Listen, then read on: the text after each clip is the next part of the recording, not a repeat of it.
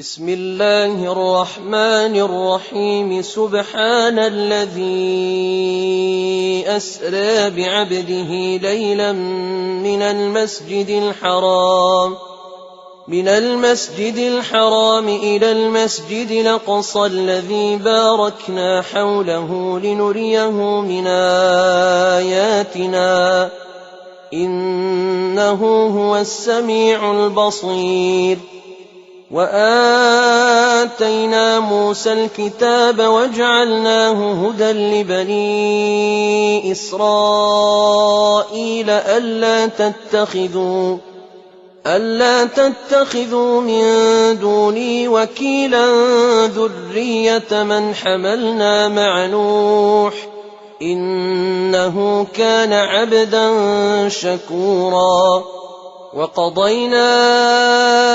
إلى بني إسرائيل في الكتاب لتفسدن في الأرض مرتين ولتعلن علوا كبيرا. فإذا جاء وعد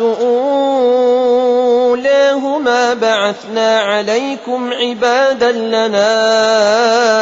أولي بأس شديد فجاسوا خلال الديار وكان وعدا مفعولا. ثم رددنا لكم الكرة عليهم وأمددناكم بأموال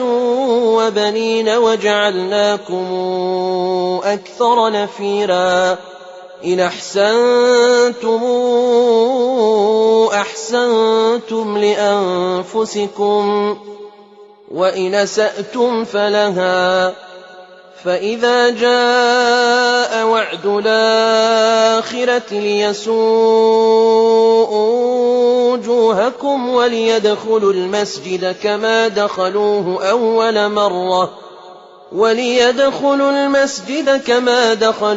أول مرة وليتبروا ما علوا تتبيرا. عسى ربكم أن يرحمكم وإن عدتم عدنا وجعلنا جهنم للكافرين حصيرا. إن هذا القرآن يهدي للتي هي أقوم ويبشر المؤمنين الذين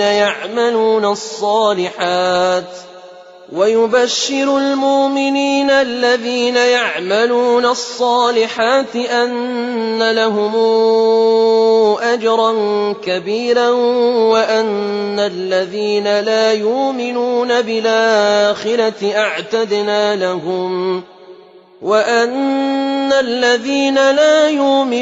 بالآخرة أعتدنا لهم عذابا أليما.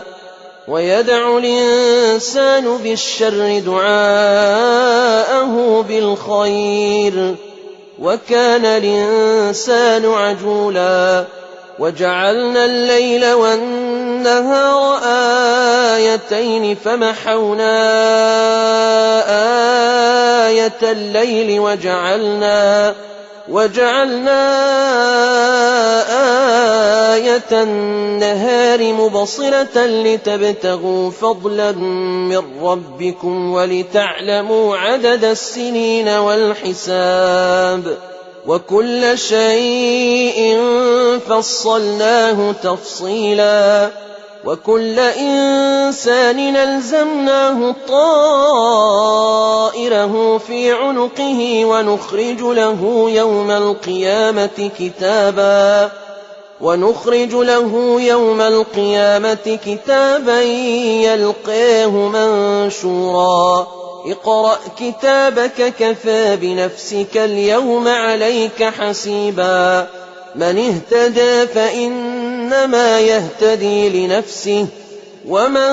ضل فإنما يضل عليها ولا تزر وازرة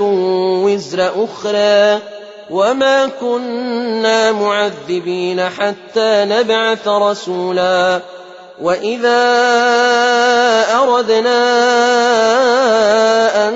نهلك قرية أمرنا متر فيها ففسقوا فيها فحق عليها القول فدمرناها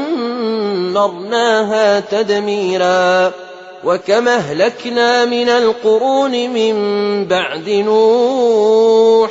وكفى بربك بذنوب عباده خبيرا بصيرا من كان يريد العاجلة عجلنا له فيها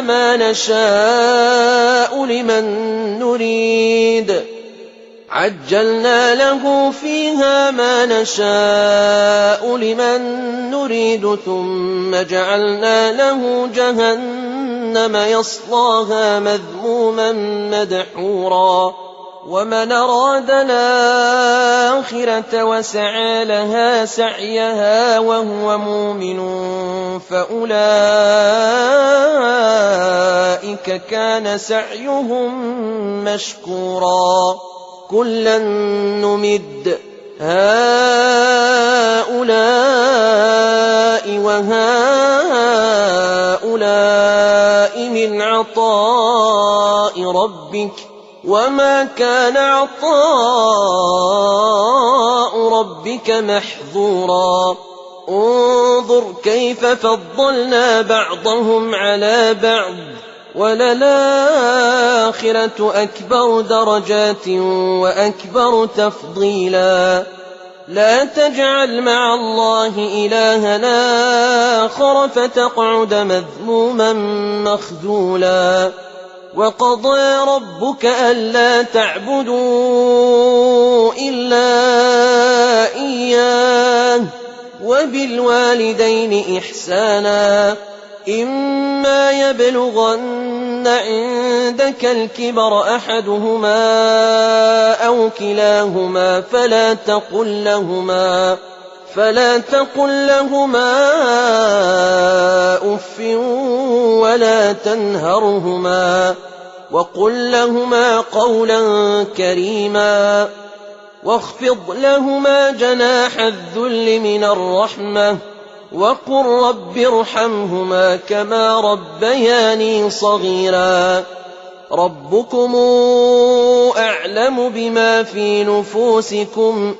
إن تكونوا صالحين فإنه كان للأوابين غفورا وآت ذا القربى حقه والمسكين وابن السبيل ولا تبذر تبذيرا إن المبذرين كانوا إخوان الشياطين وكان الشيطان لربه كفورا وإما تعرضن عنهم ابتغاء رحمة من ربك ترجوها فقل لهم قولا ميسورا ولا تجعل يدك مغلولة إلى عنقك ولا تبسطها كل البسط فتقعد ملوما محسورا إن ربك يبسط الرزق لمن يشاء ويقدر إنه كان بعباده خبيرا بصيرا ولا تقتلوا أولادكم خشية إملاق نحن نرزقهم وإياكم إن قتلهم كان خطأ كبيرا ولا تقربوا الزنا إنه كان فاحشة وساء سبيلا ولا تقتلوا النفس التي حرم الله إلا بالحق ومن قتل مظلوما فقد جعلنا لوليه سلطانا فلا يسرف في القتل إنه كان منصورا ولا تقربوا مال اليتيم إلا بالتي هي أحسن حتى يبلغ أشده وأوفوا بالعهد إن العهد كان مسؤولا وأوفوا الكيل إذا كلتم وزنوا بالقسطاس المستقيم ذلك خير وأحسن تاويلا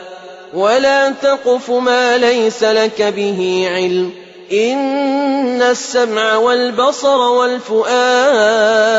كل أولئك كان عنه مسؤولا ولا تمش في الأرض مرحا إنك لن تخرق الأرض ولن تبلغ الجبال طولا كل ذلك كان سيئة عند ربك مكروها ذلك مما أوحى إليك ربك من الحكمة ولا تجعل مع الله إلها آخر فتلقى في جهنم ملوما مدحورا أفأصفاكم ربكم بالبنين واتخذ من الملائكة إناثا إنكم لتقولون قولا عظيما ولقد صرفنا في هذا القرآن ليذكروا وما يزيدهم إلا نفورا قل لو كان معه آلهة كما تقولون إذا لابتغوا إلى ذي العرش سبيلا سبحانه وتعالى عما يقولون علوا كبيرا يسبح له السماوات السبع والأرض ومن فيهن وإن من شيء إلا يسبح بحمده ولكن لا تفقهون تسبيحهم إنه كان حليما غفورا وإذا قرأت القرآن جعلنا بينك وبين الذين لا يؤمنون بالآخرة حجابا مستورا وجعلنا على قلوبهم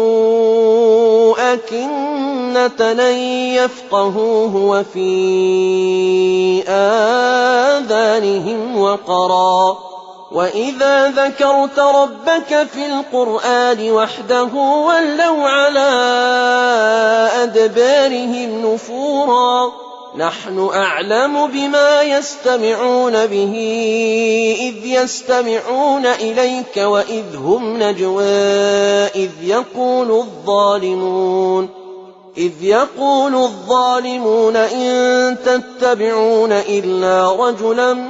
مسحورا انظر كيف ضربوا لك الأمثال فضلوا فلا يستطيعون سبيلا وقالوا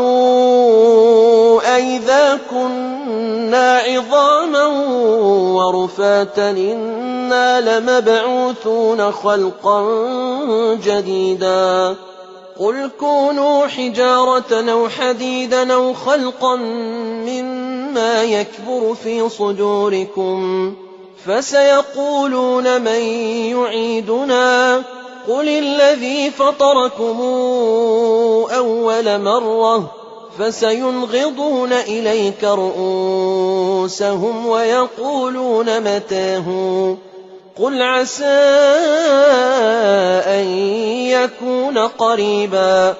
يوم يدعوكم فتستجيبون بحمده وتظنون إن لبثتم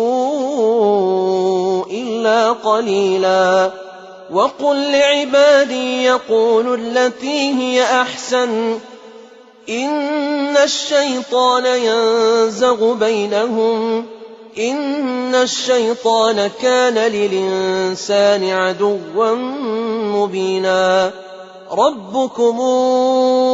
أعلم بكم إن يشأ يرحمكم أو إن يشأ يعذبكم وما أرسلناك عليهم وكيلا وربك أعلم بمن في السماوات والأرض ولقد فضلنا بعض النبيين بعضهن على بعض وآتينا داود زبورا قل ادعوا الذين زعمتم من دونه فلا يملكون كشف الضر عنكم ولا تحويلا أولئك الذين يدعون يبتغون إلى ربهم الوسيلة أيهم أقرب ويرجون رحمته ويخافون عذابه إن عذاب ربك كان محذورا وإن من قرية إلا نحن مهلكوها قبل يوم القيامة أو معذبوها عذابا شديدا كان ذلك في الكتاب مسطورا وما منعنا أن نرسل بالآيات إلا أن كذب بها الأولون وآتينا ثمود الناقة مبصرة فظلموا بها وما نرسل بالآيات إلا تخويفا وإذ قلنا لك إن ربك أحاط بالناس وما جعلنا الرؤيا التي أريناك إلا فتنة للناس والشجرة الملعونة في القرآن ونخوفهم فما يزيدهم إلا طغيانا كبيرا وإذ قلنا للملائكة اسجدوا لآدم فسجدوا إلا إبليس قال أسجد لمن خلقت طينا قال أرايتك هذا الذي كرمت علي لئن أخرتني إلى يوم القيامة لأحتنكن ذريته إلا قليلا قال اذهب فمن تبعك منهم فإن جهنم جزاؤكم جزاء موفورا واستفزز من استطعت منهم بصوتك وأجلب عليهم بخيلك ورجلك وشاركهم في الأموال والأولاد وعدهم وما يعدهم الشيطان إلا غرورا إن عبادي ليس لك عليهم سلطان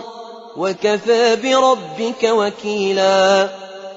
ربكم الذي يزجي لكم الفلك في البحر لتبتغوا من فضله إنه كان بكم رحيما وإذا مسكم الضر في البحر ضل من تدعون إلا إياه فلما نجاكم إلى البر أعرضتم وكان الإنسان كفورا أفأمنتم أن يخسف بكم جانب البر أو يرسل عليكم حاصبا ثم لا تجدوا لكم وكيلا أم أمنتم أن يعيدكم فيه تارة أخرى فيرسل عليكم قاصفا من الريح فيغرقكم بما كفرتم ثم لا تجدوا لكم علينا به تبيعا ولقد كرمنا بني آدم وحملناهم في البر والبحر ورزقناهم من الطيبات وفضلناهم على كثير ممن خلقنا تفضيلا يوم ندعو كل أناس بإمامهم فمن أوتي كتابه بيمينه فأولئك يقرؤون كتابهم ولا يظلمون فتيلا ومن كان في هذه أعمى فهو في الآخرة أعمى وأضل سبيلا وإن كادوا ليفتنونك عن الذي أوحينا إليك لتفتري علينا غيره وإذا لاتخذوك خليلا ولولا أن ثبتناك لقد كدت تركن إليهم شيئا قليلا إذا لأذقناك ضعف الحياة وضعف الممات ثم لا تجد لك علينا نصيرا وإن كادوا ليستفزونك من الأرض ليخرجوك منها وإذا لا يلبثون خلفك إلا قليلا سنة من قد أرسلنا قبلك من رسلنا ولا تجد لسنتنا تحويلا أقم الصلاة لدلوك الشمس إلى غسق الليل وقرآن الفجر إن قرآن الفجر كان مشهودا ومن الليل فتهجد به نافلة لك عسى أن يبعثك ربك مقاما محمودا وقل رب أدخلني مدخل صدق وأخرجني مخرج صدق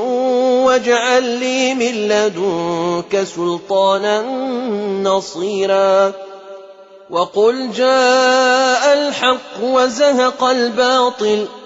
إن الباطل كان زهوقا وننزل من القرآن ما هو شفاء ورحمة للمؤمنين ولا يزيد الظالمين إلا خسارا وإذا أنعمنا على الإنسان أعرض ونأى بجانبه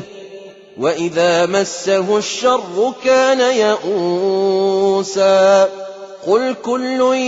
يعمل على شاكلته فربكم أعلم بمن هو أهدى سبيلا ويسألونك عن الروح قل الروح من أمر ربي وما أوتيتم من العلم إلا قليلا ولئن شئنا لنذهبن بالذي أوحينا إليك ثم لا تجد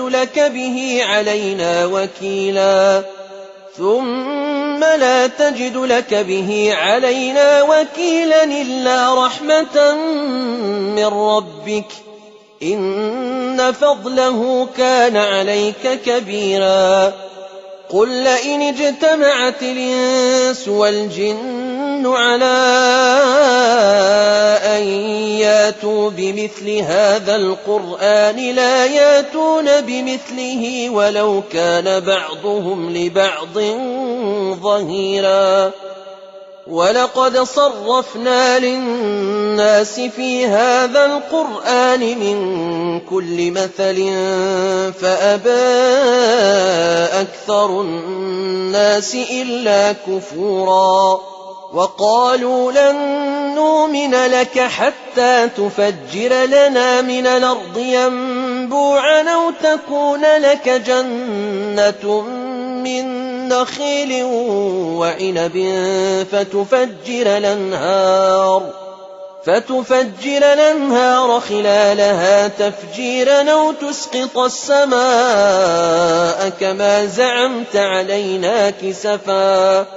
أو تسقط السماء كما زعمت علينا كسفا أو تاتي بالله والملائكة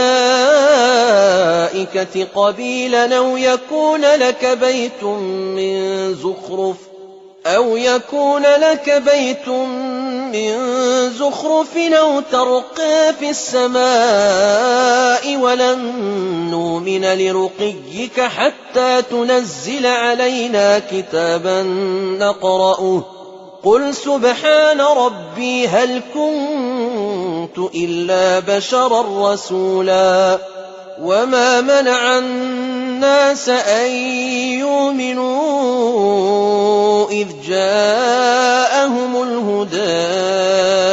إلا أن قالوا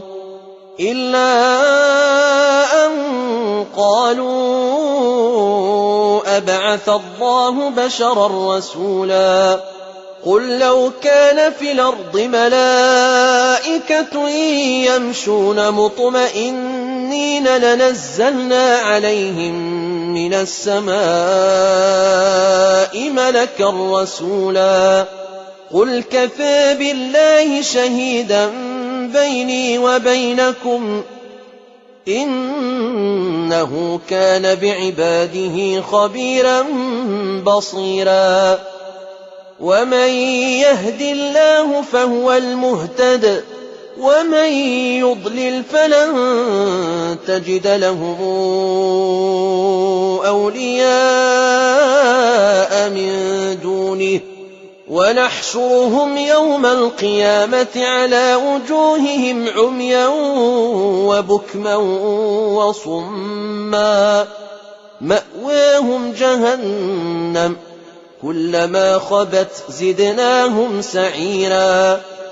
ذلك جزاؤهم بأنهم كفروا بآياتنا وقالوا أئذا كنا عظاما ورفاتا إنا لمبعوثون خلقا جديدا أولم يروا أن الله الذي خلق السماوات والأرض قادر على أن يخلق مثلهم وجعل لهم أجلا لا ريب فيه فأبى الظالمون إلا كفورا قل لو أنتم تملكون خزائن رحمة ربي إذا لأمسكتم خشية الإنفاق وكان الإنسان قتورا ولقد آتينا موسى 9 آيات بينات فاسأل بني إسرائيل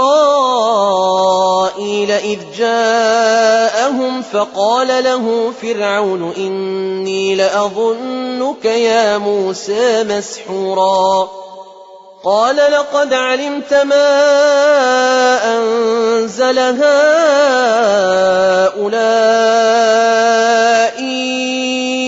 إلا رب السماوات والأرض بصائر وإني لأظنك يا فرعون مثبورا فأراد أن يستفزهم من الأرض فأغرقناه ومن معه جميعا وقلنا من بعده لبني إسرائيل اسكنوا الأرض فإذا جاء وعد الآخرة جئنا بكم لفيفا وبالحق أنزلناه وبالحق نزل وما أرسلناك إلا مبشرا ونذيرا وقرآنا فرقناه لتقرأه على الناس على مكث ونزلناه تنزيلا قل آمنوا به أو لا تؤمنوا إن الذين أوتوا العلم من قبله إذا يتلى عليهم يخرون للأذقان سجدا يخرون للأذقان سجدا ويقولون سبحان ربنا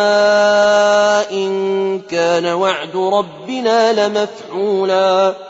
ويخرون للأذقان يبكون ويزيدهم خشوعا قل ادعوا الله أو ادعوا الرحمن أيما تدعوا فله الأسماء الحسنى ولا تجهر بصلاتك ولا تخافت بها وابتغ بين ذلك سبيلا وقل الحمد لله الذي لم يتخذ ولدا ولم يكن له شريك في الملك ولم يكن له ولي من الذل وكبره تكبيرا.